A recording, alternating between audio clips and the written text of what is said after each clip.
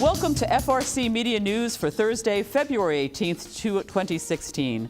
I'm Donna Mata.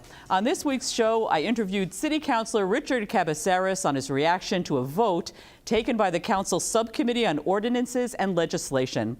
I also got a sobering look at the issues surrounding the homeless shelter overflow problems in the city and a wish list for new voting booths proposed by Board of Elections Chair Liz Camara.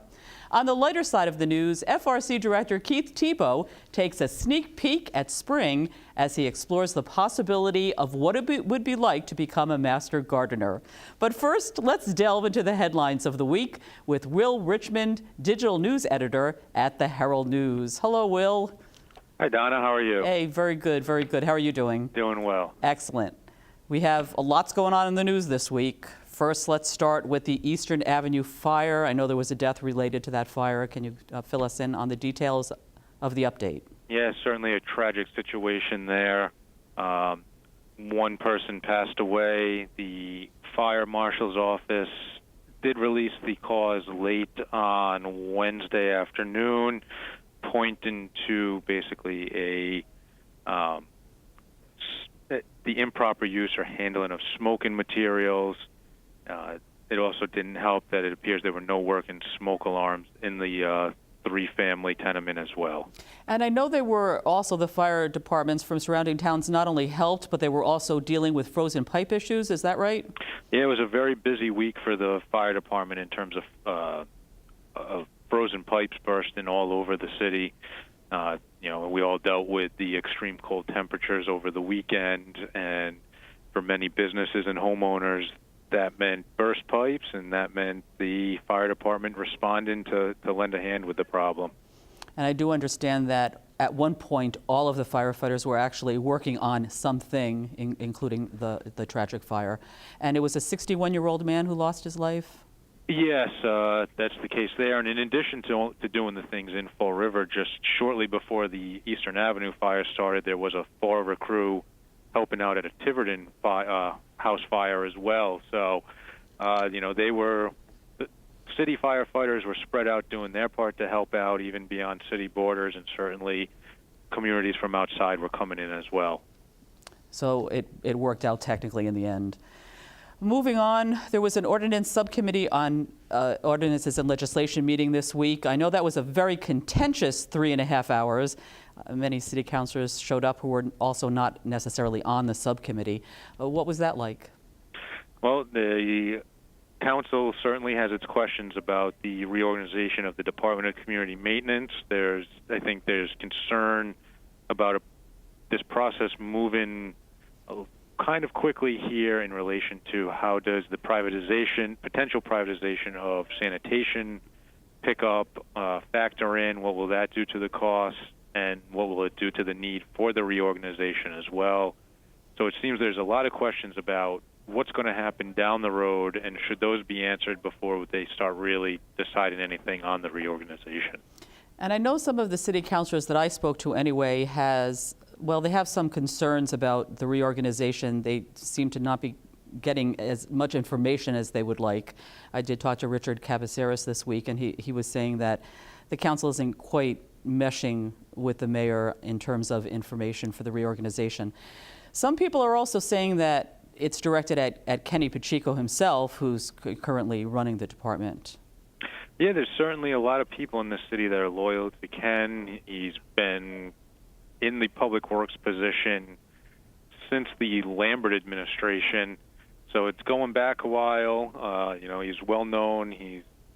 The councilors know him well. He's certainly handled everything from trash pickup to snow plowing in the winter, to pothole filling and all that comes with it over the years. So there's a lot of people in this city that look to Ken to handle a lot of these problems, and I think they feel some questions in terms of how that's going to work going forward.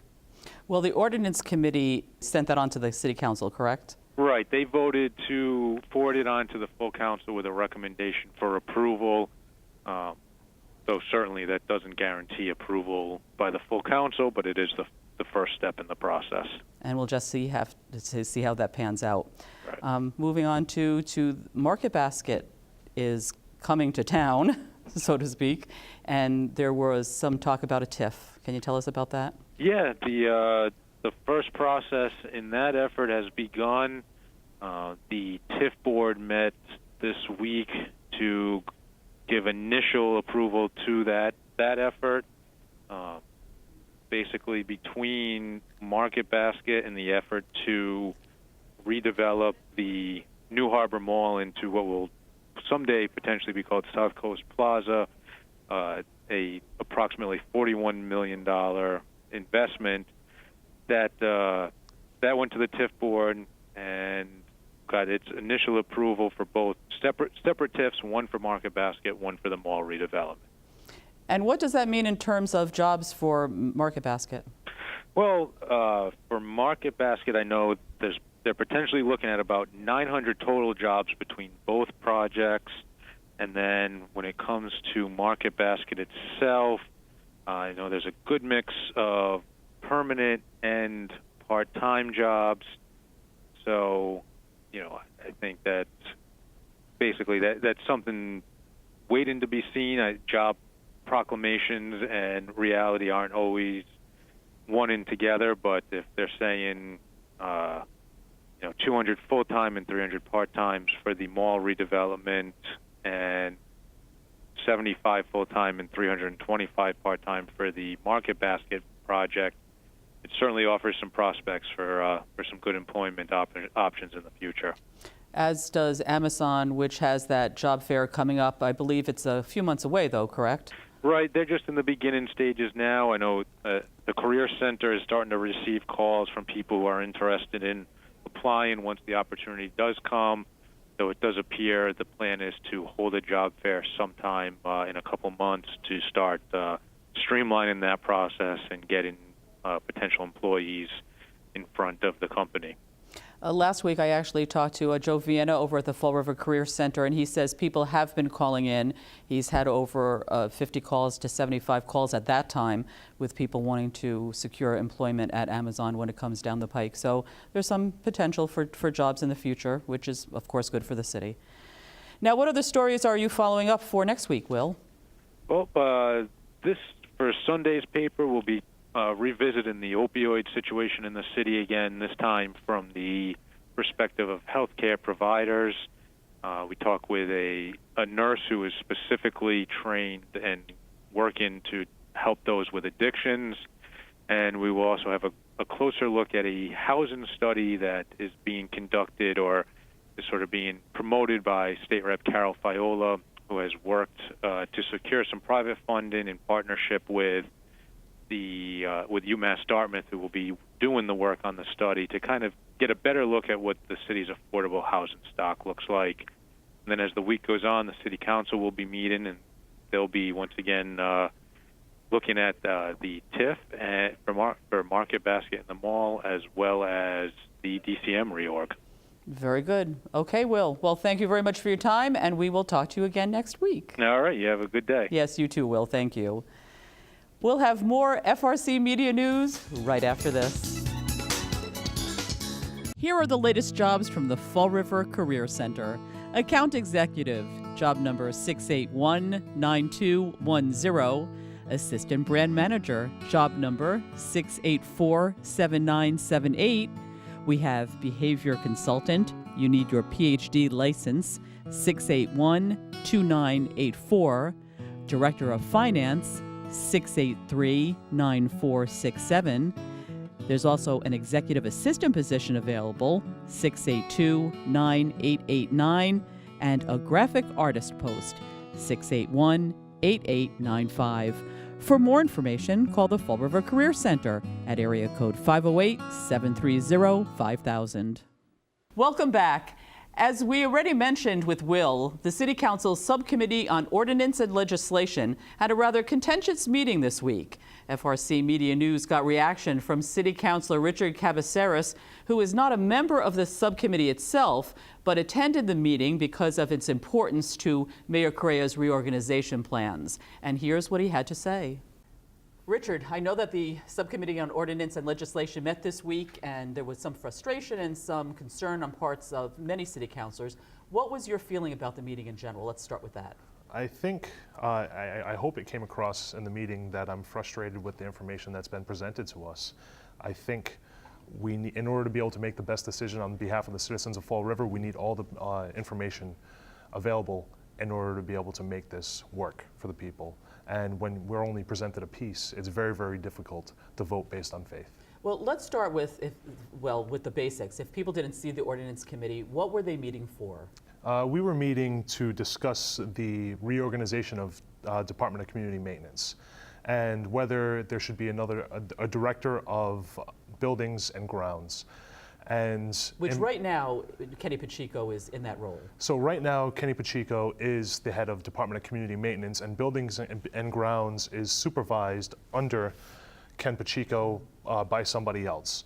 Or there's a position there that somebody else isn't filling right now. I'm of the opinion that we could fill that position and make that position more efficient, and we'd be able to generate a savings for the people of Fall River. Unfortunately, the administration doesn't feel the same way, and I hope that we come closer together as time moves on. So Jazel Correa is the mayor, obviously. Yes. His reorganization, you're not really on the same thinking process as he? I want to be able to work with the mayor. I really, really do, and I want him to be successful in his reorganization. But I can't see any managerial philosophy that supports his proposal. I don't see numbers that support the savings that he's suggesting they're going to save. And until I see that information, I can't support this. In addition, during our interview, Kavis also said that relations between the city council as a whole and Mayor Correa has, in his words, been strained. I'd love to be able to work with the mayor at this point in time. I'd love to be able to have open dialogue. And at this point in time, I don't see that being the case. I really, really want to be able to work with him. I really, really want to talk about why I feel these are issues and be heard. The issue is when I bring them up in private meeting, I'm almost dismissed. And I know other councilors feel the same way.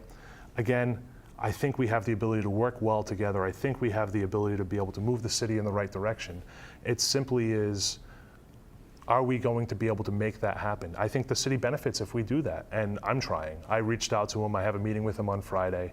I'm going to be meeting with him and Ray Mitchell in order to be able to discuss topics and hopefully be able to come to some sort of agreement through compromise.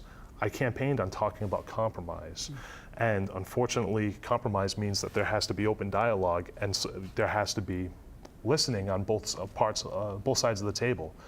I'm trying to state how I feel. I'm listening to their opinion, and unfortunately, I don't feel that any of my suggestions have been even considered. So you really don't think that there's a two-way communication? I mean, that was a huge problem with Will Flanagan, a huge problem with Sam Sutter. Yeah. Do you see it repeating yet a third time? I don't know how those previous administrators worked because obviously I didn't work with them. But I can tell you right now that I feel that I'm not being heard, and obviously that is an issue, at least on my part. Again, I want to be able to work with him. I really, really do. I think if we can work well together, if the city council and the mayor can work well together, this city will grow. But there has to be extra effort in order to be able to make sure that that happens, and I'm doing my part in order to be able to do that. You talk about compromise, and compromise is an integral part of any kind of negotiation. Agreed. So you're saying that, well, I don't want to put words in your mouth, but do you think that Mayor Correa is willing to compromise in your experience without leaving any other councilor out, in your experience? As of right now, no. As of right now, when I've had meetings with him, it's been, and other councilors will reflect this, and this has been said on the floor. When I've had meetings with him, I've brought up multiple issues, and I was told I'm doing it anyway. So that, in my opinion, is not compromise. So the words were said, I'm doing it anyway. Yes. And those are the mayor's words. Yes. To you? To me and other councilors. Along another vein, I had a chance to sit down with Rosa Medeiros, who serves as Director of Homeless Services at Stepping Stone Incorporated. She talked about the increasing need for overflow shelters in the city for homeless people, despite a rather mild winter. definitely a need. We have a lot of homeless people in this community, more than people like to think. Yeah, last year alone, this year I don't have the numbers yet, but last year alone we needed to open 2 overflow sites. So our homeless shelter shelters 8 women and 12 men, so we have 20 beds. They're always at full capacity, and during the winter months we need to develop an overflow system in order to be able to have everybody out of the cold. And last year alone we served an additional 117 unduplicated individuals that in the overflow. And the overflow is just our churches getting together with wonderful volunteers. Solomon's Porch, Tom Mello and Brian Peaks get together, and they do an amazing job. It's a God job they do. And I don't know, they're just filled with good soul stuff going on there. Yeah, it's good vibes. Obviously, the homeless population here in Fall River is being serviced at the best that we can service them here in the city. How are you being funded? Well, the overflow doesn't get funded at all. What we do is it's just a united effort between the Stepping Stone, First Step In, their staff, and the local churches. Solomon's Porch heading it up, seeking out volunteers, getting as many volunteers as they can, and then getting multiple churches involved so that we can go from church to church. So different churches host. We get wonderful volunteers. We get donations from this community. Is amazing. All we need to do is ask, and then suddenly everything appears. But the First Step In shelter clients actually help. They make a meal every day, and then they go serve it at the overflow shelter to those that are on the streets. I guess they're a little grateful that they get to have a nice warm bed each night. It's just a system that's built after many years that sort of seems to work, but it doesn't. We don't get money from anywhere. We just have a lot of wonderful people working together. Now, it's been a mild winter. Has that been a help to you?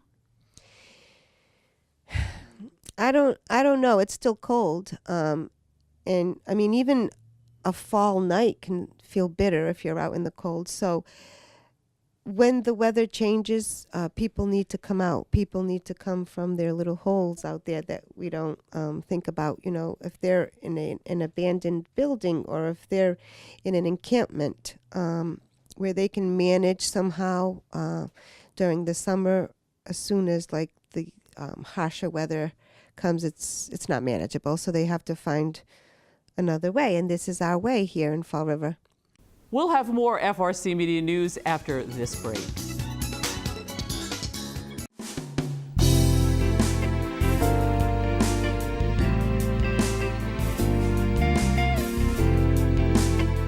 This is Sarge. He's a 6 to 7 year old Rottweiler.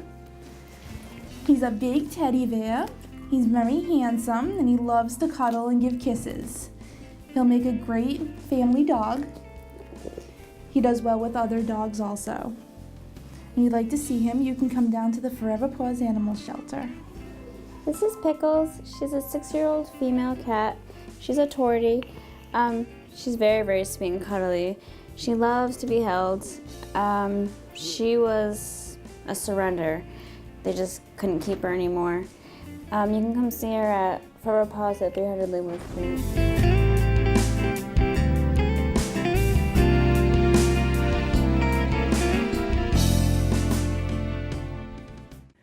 The city of Fall River is in need of new voting machines. That won't happen in the presidential primary election coming up on March 1st. But if Liz Camara at the Board of Elections office has her way, the city may see new voting booths. Can you just tell us a little bit about this sample that you have in your office? Yes. This here, it was dropped off because of interest in needing new voting booths. And they're 4 in 1. Of which one of them is for the disabilities. And it looks rather patriotic. And I think it would be much simpler for setting up at the polls. It's easier. It's all in one. I find out that the other communities have them, and they all like them. They're getting good ratings on them. So I'm just hoping that down the road, in time, we'll see them set up at our polling locations. Now, do you have any idea of what the cost would be and how many would we need? Well, I have thought about probably at least 100 to start with, but I don't know. I can't say. And I know the price for each one is $849 for each setup. Oh, which isn't bad, but again, it does No, depend. it isn't because, I mean, you're paying either way, even if you're buying a singular, and would come out to this probably the same amount. But it is an easy setup. And making things easy. Yes, It making saves things some easy is time good. setting up the day before an election. So I just hope that it goes through eventually. Very good. Thank you, Liz. Even though the weather hasn't shown it, spring is on our doorstep. And at that time, people start thinking about things to do around their yard, gardening and landscaping and a lot of other things that will beautify their home and their neighborhood as we head to the warmer weather months. Well, BCC has a program as part of the Center for Workforce and Community Education. It's part of their Energy and Sustainability program.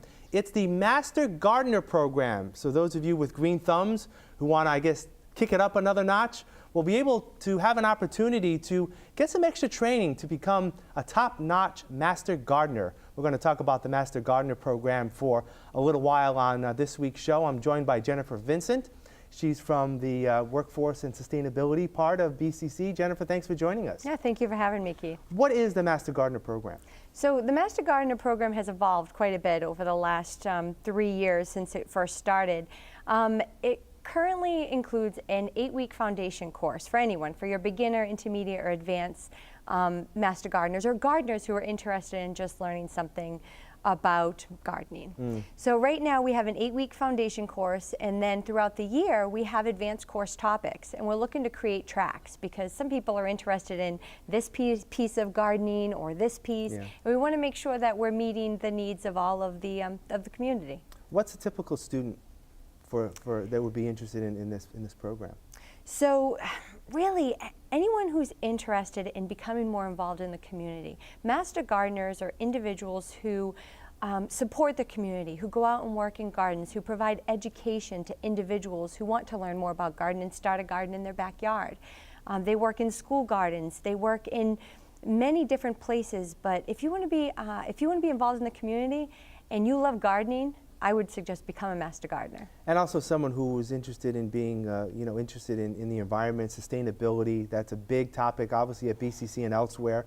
That would also be of interest to someone who has that interest as well? Absolutely. So not only do Master Gardeners go out and serve the community, but they're interested in sustainability for themselves, their families, and their lives. What are some of the topics that are taught, say, in the foundation course? And then maybe talk a little bit about maybe some of those advanced courses that some Master Gardeners can really delve into. Sure. So the foundation course is to give everyone a foundation of horticulture, of science, of soils, and the different things that go along with it, composting. What are the basics that you need to then decide and move on to your advanced course topics or tracks that would help bring you down a path that you're comfortable and happy with? Right. And so after that would be part of the 8-week foundation. Yes. And then there's advanced courses. What do those touch upon? So let's say you're really interested in fruits and berries and trees. You're going to go down a path such as that. Let's say you really want to know and learn more about composting. We have advanced courses in composting. We have advanced courses in backyard gardening. Different things that people would be interested in that they can learn more about to be able to support others in their, learning and knowledge. Now, the Master Gardener program has been around for a few years. Any stories you can share of some people who have gone through it and what they've done? Well, we actually, yes. So the first year when I joined, I want to say it was 2014, I was working in the Fall River schools, and I had worked in some community gardens. And so when I made the transition to BCC and somehow the Master Gardener program fell into my lap, I thought, what a great connection. So I immediately contacted the schools we were working with and their gardens, had someone come in and present the volunteer opportunities, and we had some of our Master Gardener students that year work over the summer in the school gardens to help keep them up while students were out of school. That is a key component. That part of the program includes community service. You may have touched upon it before, but they need to actually use their skills to give back in the community before they're credentialed as being a Master Gardener, correct? Absolutely. So a big part of the Master Gardener is the community service piece. You know, we want people who are going through this training to be able to provide and share that knowledge with people in the community. So whether that's through supporting, you know, a community or a school garden, or through manning a hotline through the Master Gardener Association and supporting people as they call in. Right now, there's nobody to call. Right. Let's say your plant is dying and it's not that you need to water it, something else is going Right. on. You'll have someone to call and answer those questions. All right, give us some dates and times when the foundation course is going to start at many of our BCC campuses, not just here in Fall River, correct? No, we actually, in March, we're starting 3 different courses, or 3 course sections. We're running them in Taunton, and that starts March 7th. It's a Monday night. We're running it in Fall River on the Duval Street campus, and that is a Thursday night from 6 to 8:30. And we are also starting for the first time in Attleboro at our Attleboro location, and that starts March 19th. It's a Saturday morning from 9 to 11:30. So exciting things, and Yeah. it's always good to talk about gardening. It means spring is coming Yes, up, right? yes, yes, Jen- even though the groundhog was wrong. this Right, year. that's right. Again. Jen Vincent, thank you for your time. I appreciate All right, it. thanks for having me, Keith. Thanks. That's it for this edition of FRC Media News. You can catch FRC Media News Thursday and Friday at 6 p.m., but our online news site is available 24/7 at frcmedianews.org. For all of us here at FRC Media News, I'm Donna Mata. Have a great week. We'll see you next Thursday.